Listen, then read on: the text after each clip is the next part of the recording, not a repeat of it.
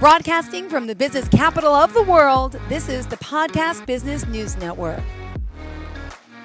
Welcome back to the show. We're excited to have Tracy Whitmore joining us once again here on the podcast and the Zoomcast. And she's a social worker, therapeutic coach, and also founder of Indigo Journey, based out of Vancouver, Canada, but helping people worldwide. We welcome her back today. How are you? I'm good, thanks, Jill. How are you? Hi, everyone. Hi, pleasure to have you back. Always looking beautiful, and your background looks great. Lighting looks amazing. Let's Thank talk a little you. about what you do first and foremost at Indigo Journey, and then we'll get to our topic of the weekend. Is it really been 6 weeks we've been together? It has. How time Wow, flies, right? it does. All right, tell us a little bit about what you do, sweetheart. Yeah, thank you. So like you said, I am the founder of Indigo Journey, and I'm a social worker, a health and wellness coach, therapeutic transformational coach, and I work with the general population doing all of those things, but more specifically, I work with the LGBTQIA plus community, with adults and with parents of LGBTQIA plus people. I've got programs, online programs, and I do the one-to-one work with both of those groups as well. And today I thought it might be nice. We've spoken a lot about parents, and today I thought it might be nice as our last session to talk about LGBTQIA plus adults.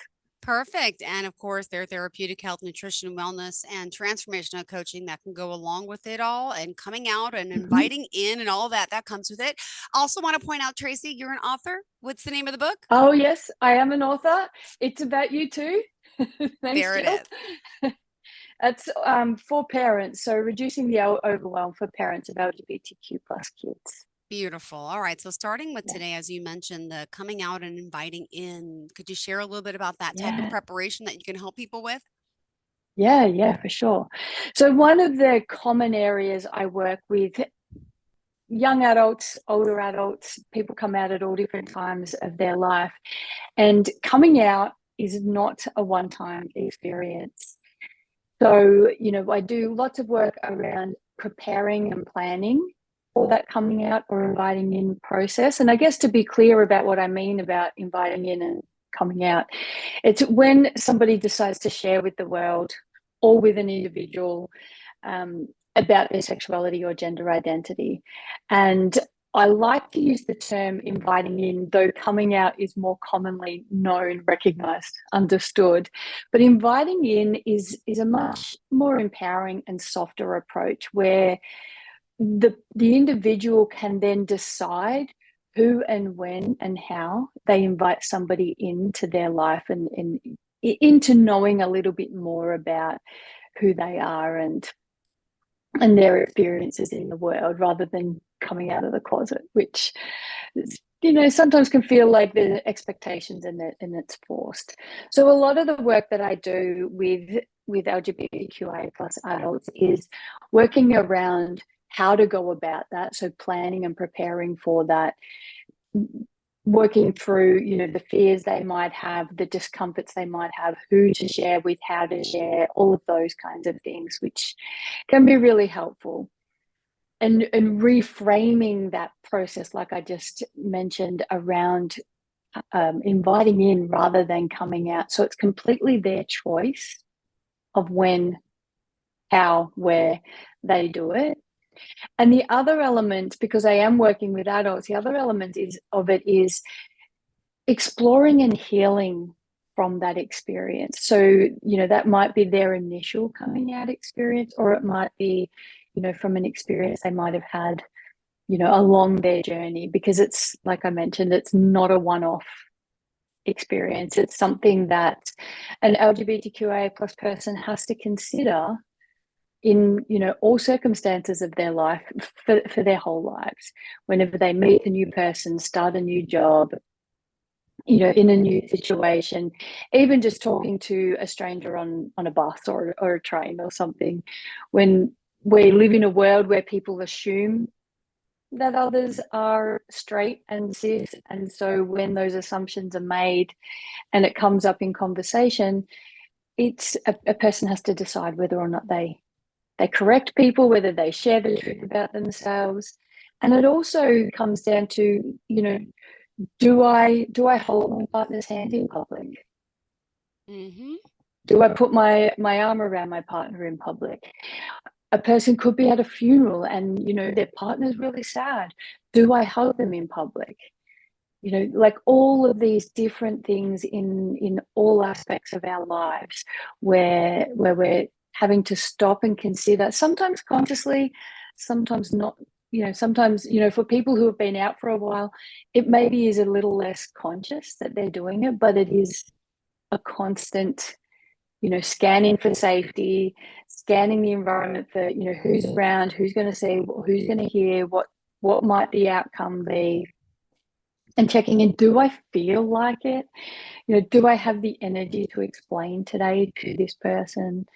There's a lot that goes on there, which can cause a lot of fatigue. As that's the minimum. Then the stress, the Yeah. fear, the worry, and all of that comes up. So working through all of those processes and healing, exploring what that looks like, because like I said, sometimes it's subconscious, and when that's the case, people don't necessarily notice that the stress and the fatigue that's bubbling away in the background and on top of normal everyday stresses, that can really have a big impact on people's mental health and their well-being.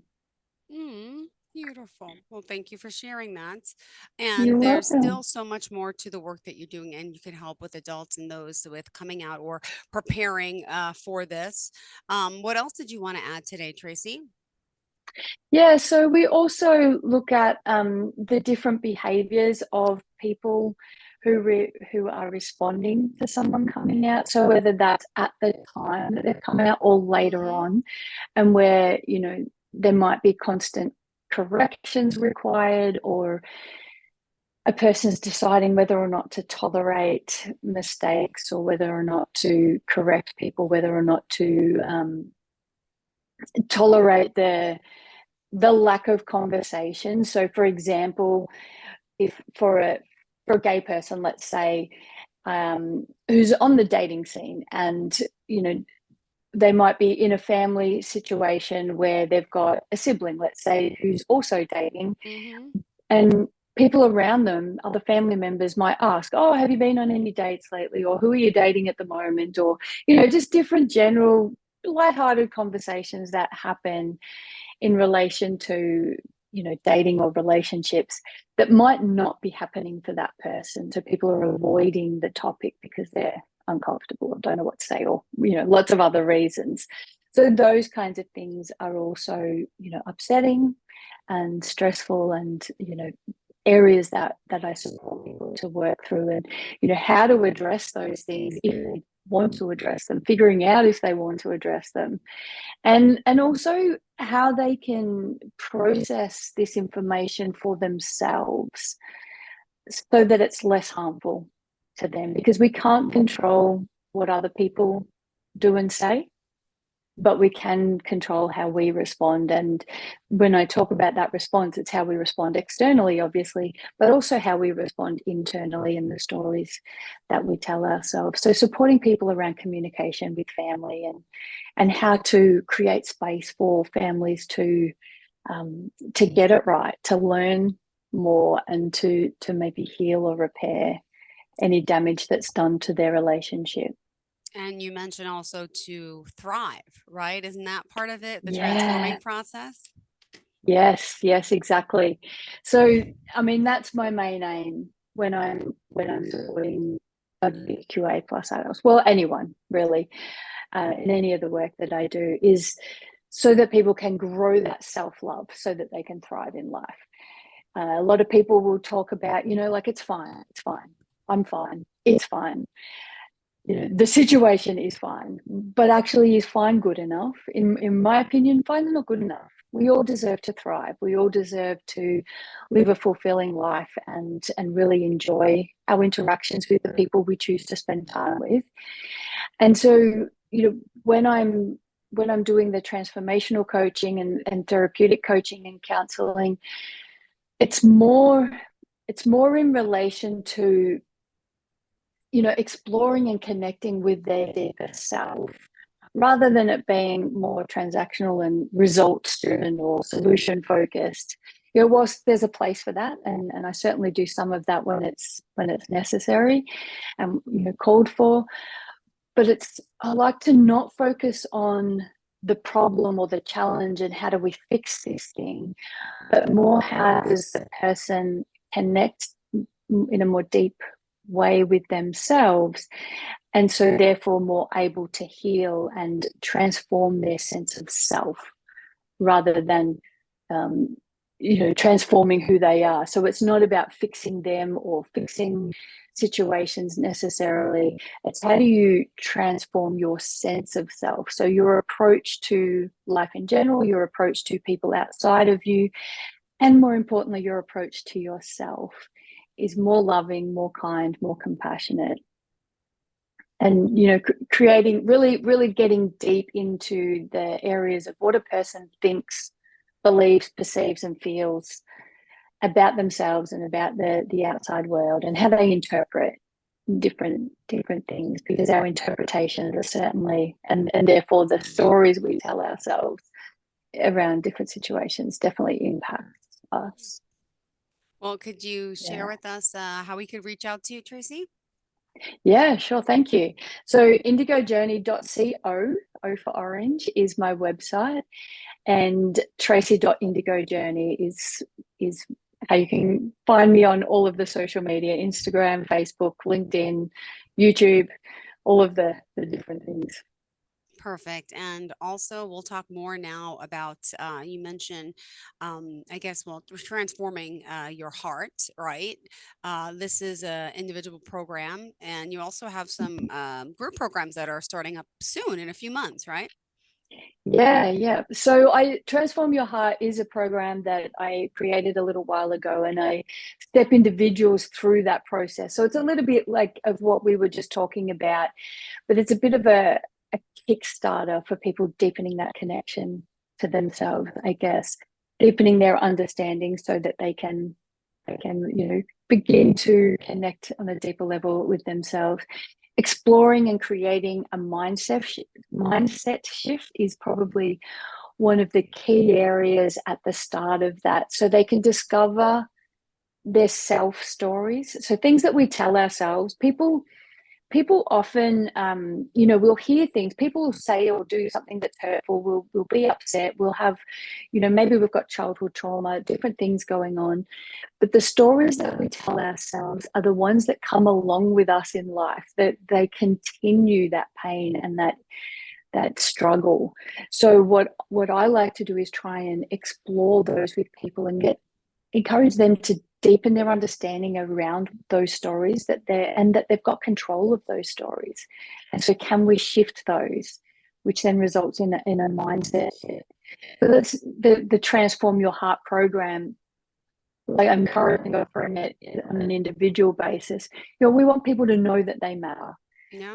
and come to that place where they can manage their stress, because stress is a normal part of life, but they're not reinforcing those unhelpful stories that have been impacting them throughout their lives, and creating boundaries Oh, in their relationships. What my hope is for, my plan is for, in early 2024, probably around spring for North American people, um, is to create, use that program to create space for groups. So my aim is to have them on a more themed basis. So for example, we've already been talking about coming out. So if I so putting it out to LGBTQIA plus, young adults, older adults, whoever, around the healing from that process, so that they can do all of those things that I spoke about: deepening their understanding of self, being more aware of the stories, the self stories that are reiterating some of the pain and struggles that they've had. And so, it would be a group of people who have come out and who have struggles around that. The same, I'll be doing it with parents at different stages in their experience. And, who knows, I might even branch out and offer it to people who are not necessarily part of the LGBTQA plus community or parents of, but more. One of my hopes is to address anxiety specifically, and using this program to really hone in on what people's specific needs are around that. Got it. Well, thank you so much. And also, just want to point out, Tracy, you're working with not only the adults, you're working with children, you're working with teenagers, the families of those.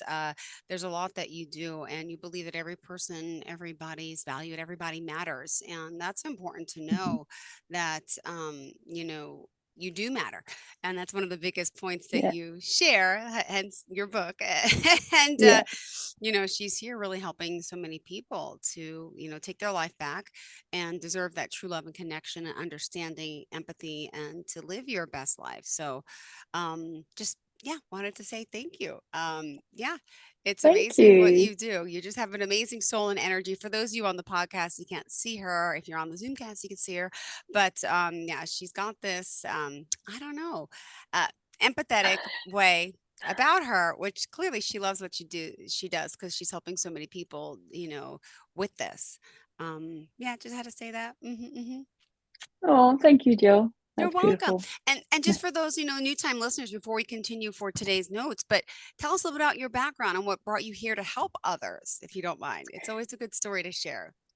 Yeah, thank you. Yeah, so so I was a young mum, and I was working part-time and studying accounting, believe it or not, and decided that, accounting wasn't for me. That's not how I wanted to spend the rest of my life. And I was always the person that people would turn to for support, for help, problem solving, all Hmm. of those things. So I decided, okay, so accounting's not for me. Maybe social work is.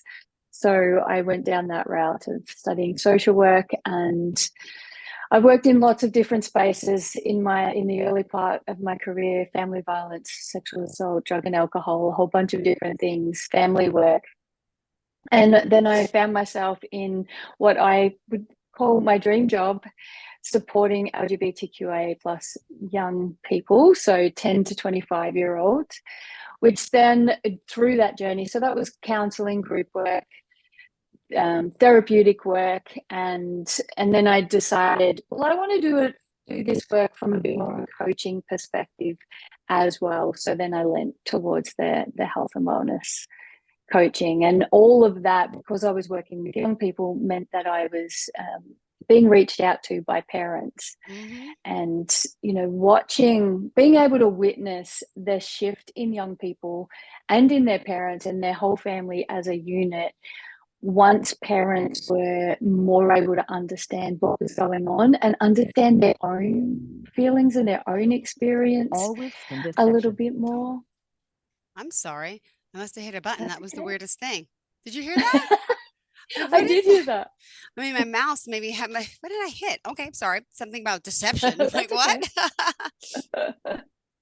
Yeah, so it was just witnessing the transformation, I guess, in both young people and in their parents and their families. Just it, it it's an area of work where you get to experience the result, witness the result for people a lot quicker and on a lot bigger scale often. Not always, sometimes it's smaller steps, and that's also okay. But, as opposed to a lot of the other work that I had done, it, yeah, it just really, like you said, I'm really passionate about it. It really lights my heart up to see, after a small amount of time, the difference that can happen for people, and the difference that that then means for their lives and the people around them. Got it. All right. Thank you. And let's finish for today. You still had some other stuff on your sheet for us today. Where did we leave off? Because we Yeah, I digress. think I think we covered most things. I think, really what I wanted to share today was about supporting LGBTQIA plus adults in any area of their life, and understanding that sexuality and gender identity is only like one or two elements of a person's life, and they experience all of the different things that everybody else experiences.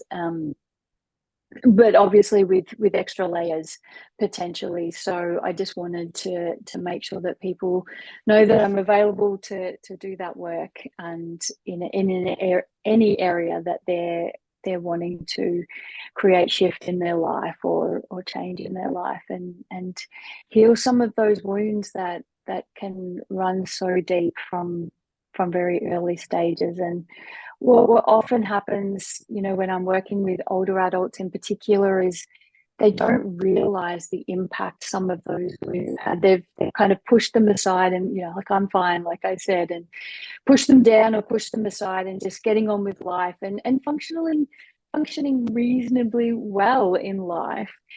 And it's not until they start to explore those things that they realize that those wounds are still causing harm. And once we can heal those, I think one of the most common responses I get is, I feel so much lighter. I feel so much freer. I didn't, often people say, I didn't even know that that was much of a problem in my life, if at all. And then, they can walk around feeling so much lighter and so much more free. Oh, So, beautiful. I love that. I love that. Oh, so do I. And also, I know you mentioned about your book. Let's definitely add that again to the list of good reads. And where can we find that, please? Yeah, yeah. So it's about you too. Here's the cover if people are looking online, or in a bookstore.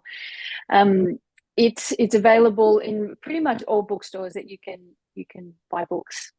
Um, some have them in stock, and some that you'll have to order it through their system. It's obviously online, on Amazon, and you can get it through my website, which is Journey. indigojourney.co/book. That will take you straight to being able to purchase the book. Perfect. And did you want to share a story or two of someone that you're helping or have helped? That's also a good way to end off, I think, to share some of the work Yeah. you've done. Yeah, so I'm always really mindful sharing stories, because I want to protect people's privacy. So I can speak more generally about experiences that are common for people. And I think, leading on to what we spoke about before, about when people don't realize that they're carrying such a heavy weight in the Hmm. background there. I had somebody reach out. Well, I've had a couple of people recently actually reach out to me, and it's completely different, not anything to do with their sexuality or gender identity, but when somebody is well versed in that space like I am, it makes it easier, so they don't have to explain about their sexuality. It doesn't become a thing. So we were doing some work for a few months, and it was about completely other things, in life. They were just wanting to work through some things, and they mentioned an experience with somebody when they had shared about their sexuality in a really kind of it was a casual situation, and they just mentioned their partner, and mentioned their partner's gender, obviously through their name or through the pronouns they used or something. And I saw a shift in their body, and I asked about that, because we carry a lot of, we can set things aside in our mind often, but we carry a lot of our pain in our body. And I saw this shift in their body language and in their body, and I asked them about it, and they weren't aware of it. But once I asked the question, they were able to recognize, like, oh yeah, that was really uncomfortable actually, and it's really frustrating that I have to explain myself. Here we were talking business, and I Hmm. had to explain myself. And Oh, so that led us down a path of exploring their coming out hmm, experience, which they thought they had put aside, and were fine with. But we were able to spend, it wasn't a really long time, but it was a few sessions where we explored their coming out experience and how that was for them. And then, the constant, like I mentioned, having to consider, having to scan for safety, scan for comfort levels and all of that. And they were one of the people that more recently, that that had acknowledged that they didn't realize they were carrying this heavy weight on their shoulders, and they felt so much lighter and so much freer at the end. And that was from a business conversation that didn't have a lot of emotional attachment to it. But just noticing that shift in their body language was able to open up the doors for that conversation and create that healing process for them, which I absolutely love when we can do that. Well, thank you so much again, Tracy. One more time, tell us the website, how we can reach you. indigojourney.co, O for orange, and all the social medias, tracy.indigojourney. And Tracy is without an E, so Tracy. Thank you so much. Pleasure having you here. Have a great weekend, okay? Thanks so much, Jill. Are you looking for even more of the podcasts and hosts that you love? The Podcast Business News Network is proud to announce that you now have even more ways to listen live. Check out the MyTuner Radio, online radio box, and Simple Radio apps on iOS and Android, or find us online. Search for Business News Network on mytuner-radio.com, or search Podcast Business News Network on streama.com and onlineradiobox.com/US. Take your podcast on the go and don't miss a minute of the action.